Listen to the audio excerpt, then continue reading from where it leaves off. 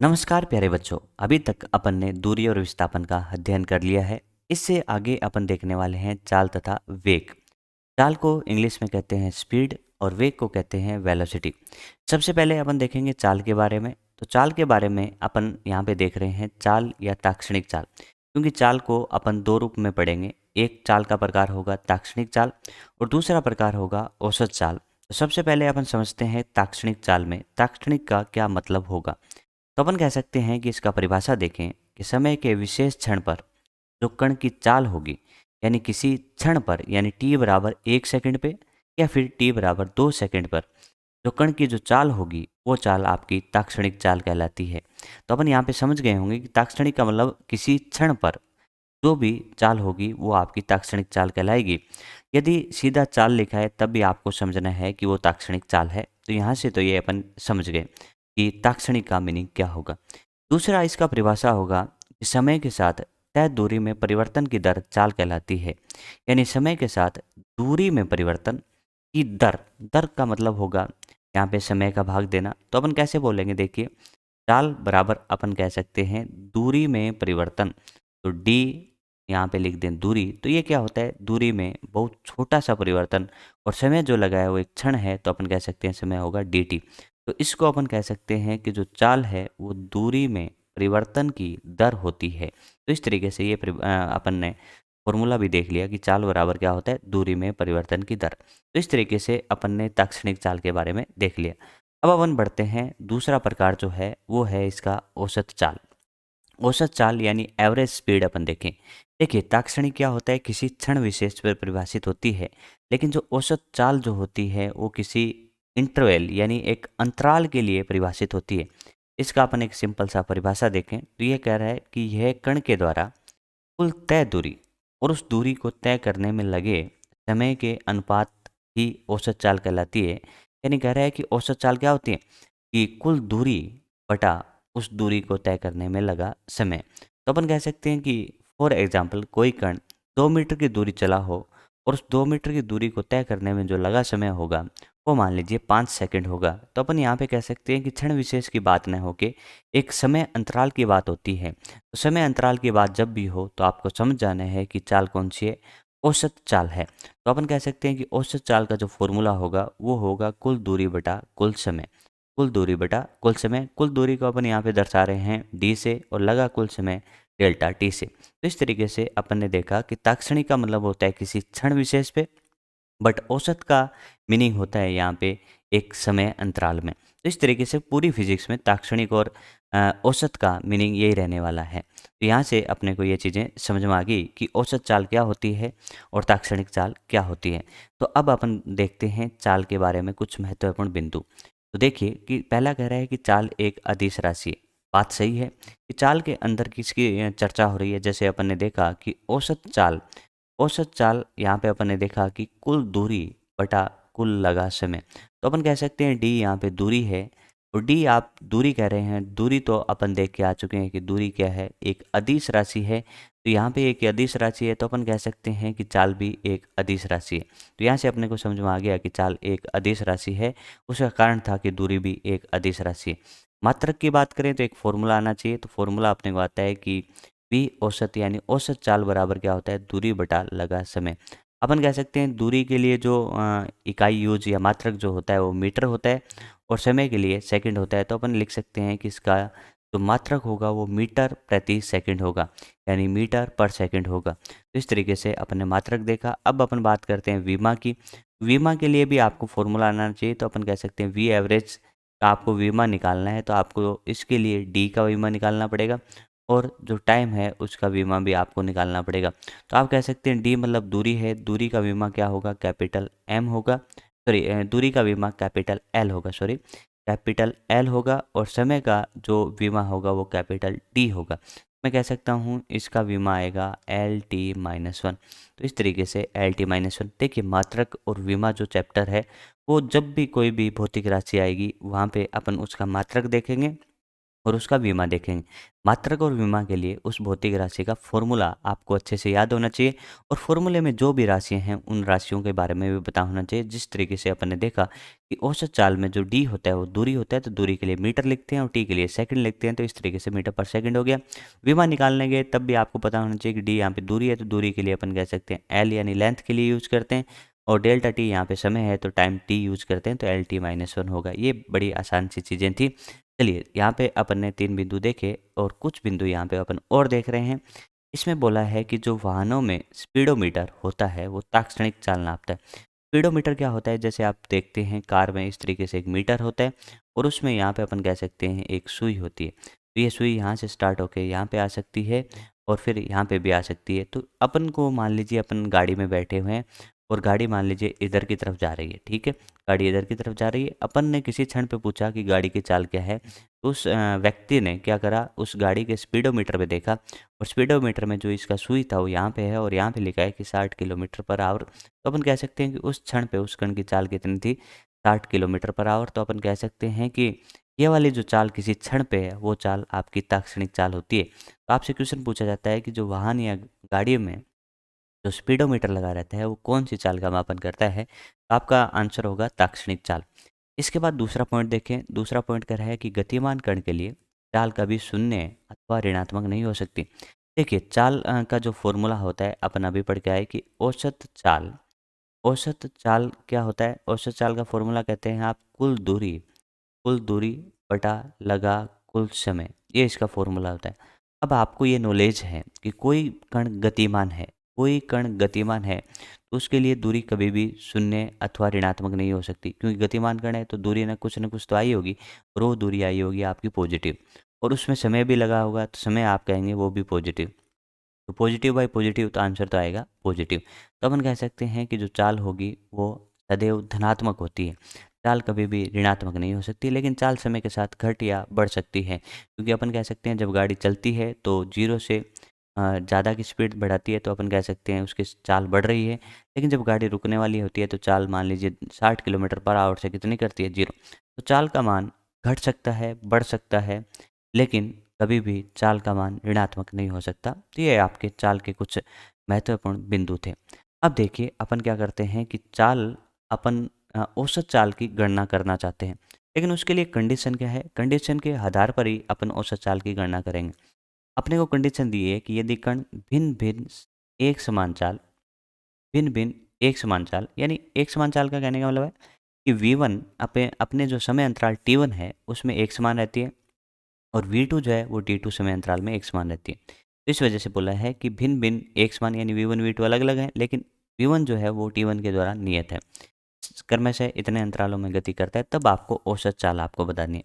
सबसे पहले इसको डायग्राम के रूप में देख लेते हैं कि कोई भी कण यहाँ से यहाँ तक आया, इसकी चाल इस दौरान V1 थी, लगा समय T1 था। फिर कण यहाँ से यहाँ तक गया, इस दौरान इसका चाल V2 था और समय T2 था।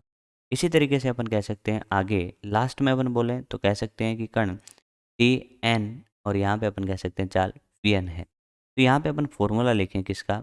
औसत चाल का। तो फॉर्मूला क्या कहलाता है औसत चाल का? तो आप कहेंगे कि फॉर्मूला है औसत चाल बराबर कुल दूरी कुल दूरी बटा लगा कुल समय। ये इसका औसत चाल का फॉर्मूला होता है।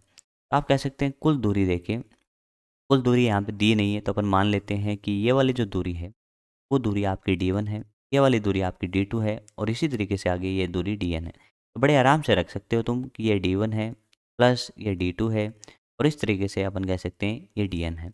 अपन बात करें समय की, तो अपन कह सकते हैं पहले में समय लगा है T1, दूसरे में लगा है T2 और इस तरीके से आखिरी में लगा है Tn। ये आपका आंसर है कि औसत चाल बराबर कुल दूरी बटा कुल समय। लेकिन आप यहाँ पे ध्यान दे सकते हो कि जो D1 और D2 हैं वो तो आपने खुद ने माने हैं, तो इनको तो गायब करना रहेगा। तो D1 और D2 कैसे गायब कर सकते हैं? तो इसका भी एक तरीका है कि आपने देखा कि जो V एवरेज है, यानी जो अपन कह सकते हैं कि चाल है, वो चाल क्या होती है? दूरी बटा समय होती है। चाल बराबर क्या होता है? दूरी बटा समय होती है। तो आप कह सकते हैं कि जो दूरी है वो क्या हो सकती है? चाल इंटू समय हो सकती है। तो अपन कह सकते हैं दूरी बराबर क्या होगा? चाल इंटू समय होगा। यहाँ से अपन कहें कि भाई औसत चाल क्या होगी? औसत चाल अपन कह सकते हैं कि V एवरेज बराबर आप कह सकते हो, देखिए D1 है, D1 दूरी आपको निकालनी है तो D1 के दौरान चाल लिखिए और गुणा कर दीजिए समय से। आप कह सकते हो V1 T1। इसी तरीके से D2 के लिए आप कह सकते हो V2 T2 और इसी तरीके से आप कह सकते हो Vn Tn और अपॉन लिख सकते हो लगा कुल समय अंतराल, तो आप कह सकते हो T1 प्लस T2 और इसी तरीके से Tn तक कुल समय लिखेंगे। तो अपन ने देखा कि औसत चाल का जो फॉर्मूला है वो अब आपका V और T के रूप में है, जो कि आपको दिए गए थे V1 V2 और T1 T2। तो इसकी फॉर्म में अपन ने उत्तर निकाला कि औसत चाल का आंसर ये होगा। लेकिन अब अपन देखना चाहते हैं इसका एक विशेष केस यानी स्पेशल केस कि उसमें दो ही समय अंतराल हो, लेकिन वो दोनों समय अंतराल क्या हो, बराबर हो। क्वेश्चन की लैंग्वेज रहती है कि कोई भी कण पहले प्रथम आधे समय के लिए V1 से चलता है, आगे आधे समय के लिए V2 से चलता है। तो पहला आधा समय T/2 मान सकते हैं और दूसरा आधा समय T/2 मान सकते हैं। तो लैंग्वेज रहती है कि कोई कण प्रथम आधे समय के लिए V1 से, आगे वाले आधे समय में V2 से चलता है, तो कण की औसत चाल क्या होगी? तो आप कह सकते हैं V एवरेज इक्वल्स टू, अभी देख के आए V1 T1 plus V2 T2 upon कह सकते हैं V1 plus T1 plus T2, क्योंकि अपन जानते हैं कुल दूरी बटा कुल समय। V1 की जगह आप कह सकते हैं V1 ही है, समय की जगह T/2 है। V2 की जगह V2 है, समय T/2 है और यहाँ पे कह सकते हैं कुल समय आपका T/2 प्लस T/2 होगा। जब आप इसको सॉल्व करेंगे तो आप कह सकते हैं कि T/2 यहाँ से कॉमन आएगा, T1/2 कॉमन आएगा और यहाँ पे बच जाएगा V1 प्लस V2 और यहाँ पे आप कह सकते हो T होगा, T से T कैंसिल आउट हो गया और अपन कह सकते हैं V एवरेज यानी V औसत बराबर क्या आएगा, V1 प्लस V2 और बटा 2।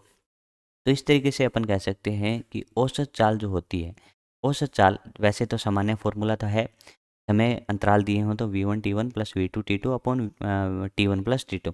लेकिन अपना एक ये स्पेशल केस या एग्जांपल अपन मान सकते हैं कि कोई भी कण आधे समय के लिए V1 चाल से चलता है, आगे वाले आधे समय के लिए V2 से चलता है, तो उसका जो औसत चाल होगा वो V1 प्लस V2 हो जाएगा।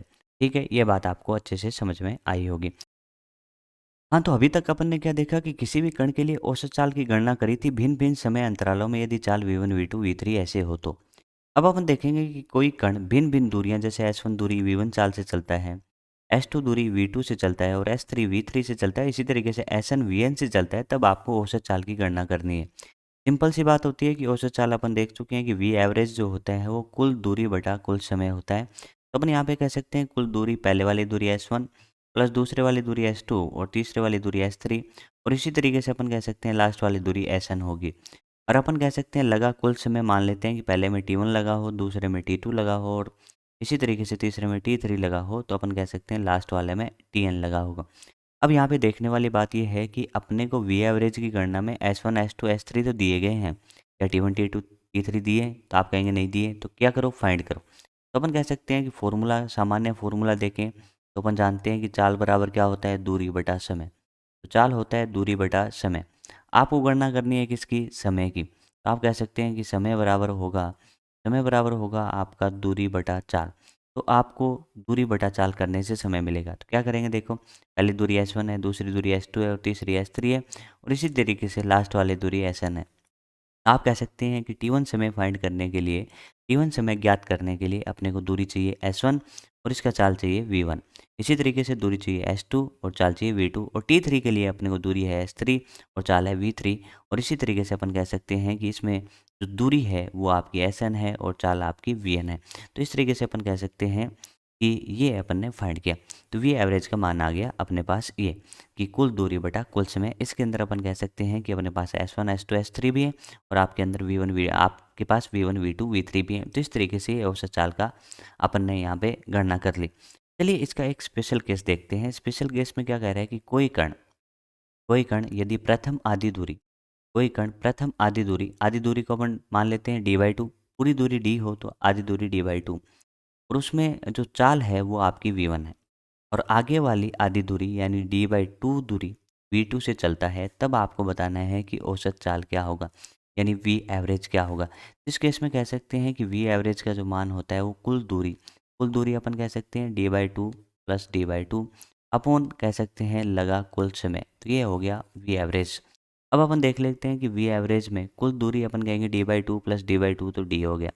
T1 की बात करें तो अपन कह सकते हैं कि T1 है समय बराबर अपन कह सकते हैं, वापस यहाँ पे आइए, कि अपन कह सकते हैं कि चाल का जो फ़ॉर्मूला होता है, चाल बराबर क्या होता है? तो आप जानते हो दूरी बटा समय। तो यहाँ से समय क्या लिख सकते हो? समय लिख सकते हो दूरी बटा चाल। पहली दूरी आपकी d/2 है और चाल आपकी v1 है। दूसरी दूरी आपकी d/2 है और चाल v2 है। इसको थोड़ा और सिंप्लीफाई करो तो d आएगा। यहाँ पे अपन कह सकते हैं d/2 d/2 आएगा और यहाँ पे अपन कह सकते हैं देखिए ये v1 यहाँ चला जाएगा और यहाँ पे अपन कह सकते हैं d/2v2। ये आपको समझ में आया होगा क्योंकि अपन इसके अनुपात 1 लिख के बाहर-बाहर वाले मल्टीप्लाई कर सकते हैं, अंदर-अंदर वाले कर सकते हैं, तो d/2v1 आ जाएगा। अब आप थोड़ा-सा दिमाग लगा लो यहाँ पे कि वी एवरेज जब कैलकुलेट करेंगे तो डी रह जाएगा और नीचे से d/2 अपन कॉमन ले लेते हैं। चलिए d/2 कॉमन लेंगे तो यहाँ पे एलसीएम ले सकते हैं v1 इंटू वी टू, यहाँ से आ जाएगा v2 प्लस वी वन और जब इसको सॉल्व करोगे तो डी से डी कैंसिल आउट हो जाएगा और 2 और v1 इंटू वी टू ऊपर चला जाएगा। अपन कह सकते हैं v1 प्लस वी टू। इस तरीके से ये अपना एक फ़ॉर्मूले टाइप का आ गया 2v1 v2 upon v1 plus V to. अभी तक मैंने ऐसे 2 फ़ॉर्मूले आपको डेराइव करवा दिए हैं। यदि आपको ध्यान रहे तो बहुत अच्छी बात है जिससे क्वेश्चन करने की स्पीड बढ़ जाएगी। पहला क्या था कि कोई कण आधे समय के लिए यानी t/2 समय के लिए v1 से चले और दूसरे आधे समय के लिए v2 से चले तो उसके लिए v एवरेज का मान क्या होता है? उसके लिए औसत चाल का मान होता है v1 plus V two divide by 2। तो इस तरीके से कह सकते हैं कि ये आएगा v1 plus V two divide by 2 और ये आएगा आपका 2v1 v2 upon v1 plus V to. तो इस तरीके से अपन ने क्या देखा कि चाल के अंदर ताक्षणिक चाल को परिभाषित किया, औसत चाल को देखा, उसके बाद अपन ने औसत चाल की गणना भी करी। तो इस तरीके से अपन ने औसत चाल को कंप्लीट किया। उम्मीद करता हूँ कि आपको अच्छे से समझ में आया होगा। हाँ, तो बच्चों अभी अपन ने चाल के बारे में देखा। चाल के बाद अपन वेग यानी वेलोसिटी के बारे में देख रहे हैं। जिस तरीके से आपने कहा कि चाल 2 प्रकार की होती है, एक औसत चाल और एक ताक्षणिक चाल। तो ठीक उसी तरीके से अपन यहाँ पे पहला जो प्रकार पढ़ रहे हैं वेग का, वो होगा आपका ताक्षणिक वेग या फिर इसको मैं वेग भी बोल सकता हूँ। सबसे पहले इसका परिभाषा देख लेते हैं कि समय के विशेष क्षण पर कण का जो वेग होगा वो उसका ताक्षणिक वेग कहलाता है। तो ये तो अपन अच्छे से जानते हैं कि किसी क्षण विशेष पर जो कण का वेग होगा वही आपका ताक्षणिक वेग यानी वेग कहलाता है। अब अपन इसका फॉर्मूला लिखना चाहें तो फॉर्मूला पहले लिखते हैं और फिर इस परिभाषा को समझते हैं। तो अपन कह सकते हैं कि जो वेग होगा वो क्या होगा D R by D T और अपन कह सकते हैं कि वेग एक सदिश राशि होती है क्योंकि इसमें विस्थापन जैसी बातें होती हैं। तो अपन कह सकते हैं कि विस्थापन भी एक सदिश राशि तो वेग भी एक सदिश राशि। परिभाषा देखें तो परिभाषा है कि विस्थापन की दर वेग कहलाती है यानी विस्थापन की दर वेग कहलाती है और इसी तरीके से अपन कह सकते हैं कि स्थिति में समय के सापेक्ष परिवर्तन की दर वेग कहलाती है। तो जिस तरीके से अपन ने ताक्षणिक चाल का परिभाषा लिखा था कि ताक्षणिक चाल क्या होता है? दूरी में परिवर्तन की दर ताक्षणिक चाल होता है। तो इसी तरीके से अपन कह सकते हैं कि विस्थापन की दर आपका वेग कहलाता है या फिर स्थिति में समय के सापेक्ष परिवर्तन की दर वेग कहलाता है। तो इस तरीके से अपन ने ताक्षणिक वेग को देख लिया। अब अपन कहते हैं कि ताक्षणिक वेग आपका एक सदिश राशि है यानी वेग एक सदिश राशि है। सदिश राशि का तो एक दिशा भी होता है। अब अपन देखते हैं कि ताक्षणिक वेग का दिशा कैसे होगा। तो इसके लिए अपन इस पॉइंट को ध्यान से देखते हैं कि ताक्षणिक वेग की दिशा उस क्षण पथ पर खींची गई स्पर्श रेखा के अनुदिश होगी। मान लीजिए कोई भी कण है जो ऐसे गतिशील है और उसका पथ ये है।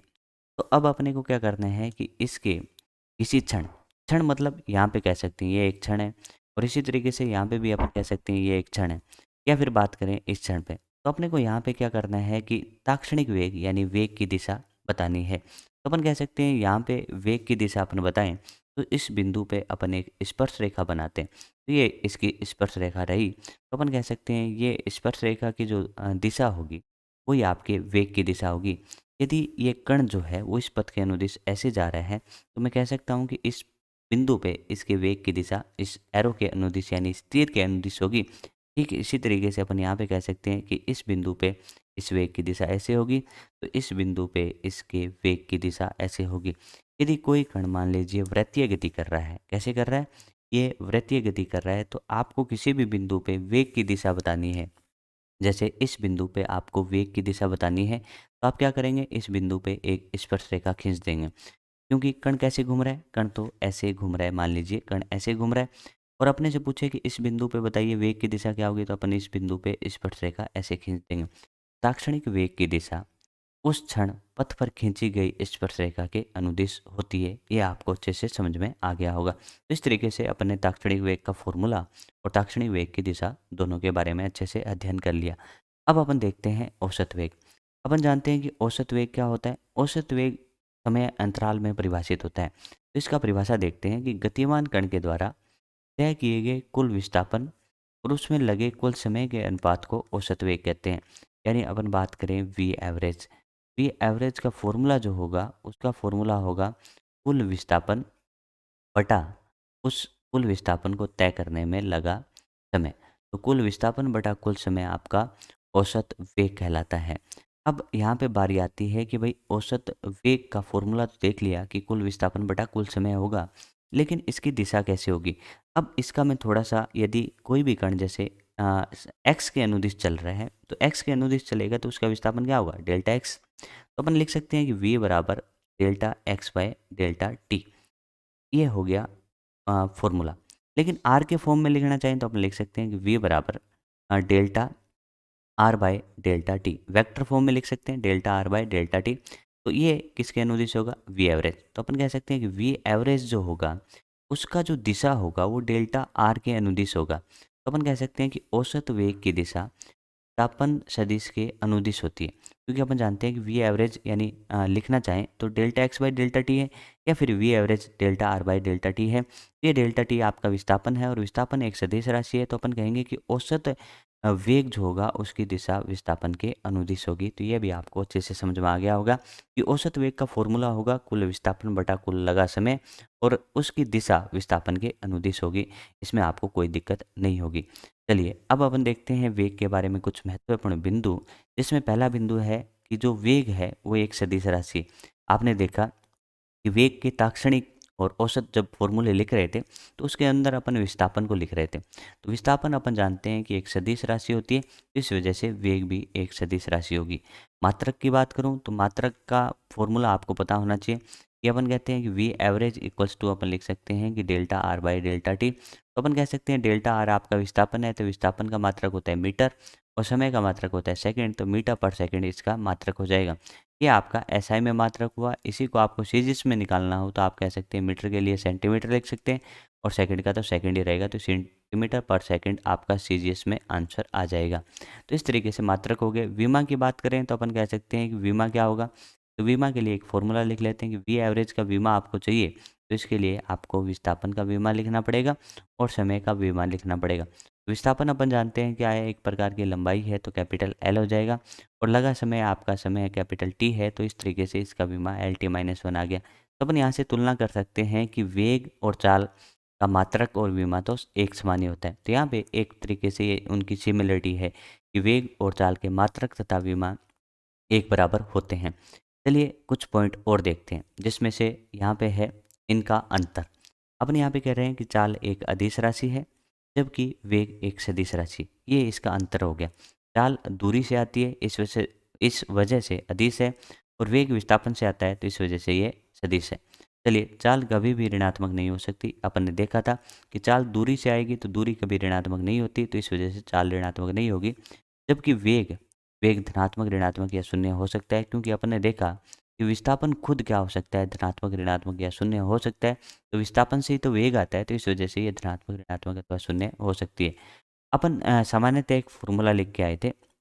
फॉर्मूला था कि जो दूरी का मान है वो सामान्यतः पाया जाता है ग्रेटर देन इक्वल्स टू विस्थापन के परिमाण के बराबर। ये अपन ने देख लिया था। ठीक है, ज़्यादातर केस में दूरी ज़्यादा पाया जाता है विस्थापन से, लेकिन अपन कहें कि जनरल अपन लिखना चाहें तो दूरी ग्रेटर देन इक्वल्स टू विस्थापन हो जाएगा। अब यहाँ पे देखिए दूरी से कौन आएगा, चाल आएगा।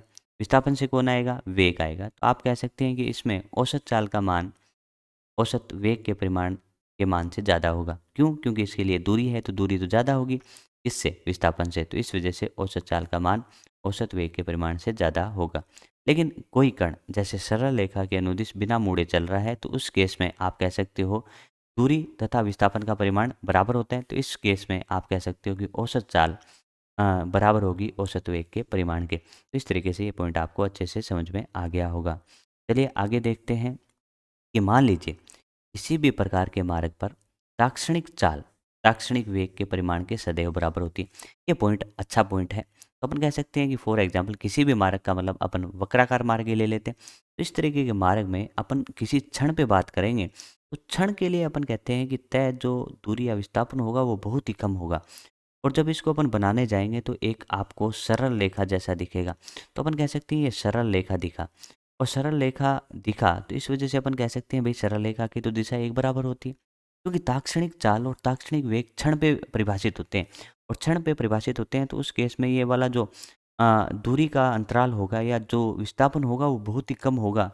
इस केस में कह सकते हैं ये पथ क्या होगा, सरल रेखा होगा। इस केस में अपन कह सकते हैं कि दूरी बराबर विस्थापन होगा, और दूरी बराबर विस्थापन होने से अपन कह सकते हैं कि उस पे ताक्षणिक चाल और ताक्षणिक वेग का परिमाण बराबर होगा। क्योंकि ताक्षणिक चाल का मतलब ही चाल होता है, और ताक्षणिक वेग का मतलब वेग होता है। तो अपन कह सकते हैं कि ताक्षणिक चाल और ताक्षणिक वेग को चाल और वेग कह सकते हैं। तो अपन कह सकते हैं किसी मार्ग पे, यानी किसी भी मार्ग पे चाल तथा वेग का परिमाण लिखना सही रहेगा, क्योंकि वेग एक सदिश है और चाल एक अदिश है, तो सीधा तो तुलना नहीं हो सकती। लेकिन चाल वेग के परिमाण के बराबर होगी, चाहे कण का पथ कोई सा भी हो। लेकिन औसत चाल औसत वेग के परिमाण के बराबर हो, ये कोई ज़रूरी नहीं है।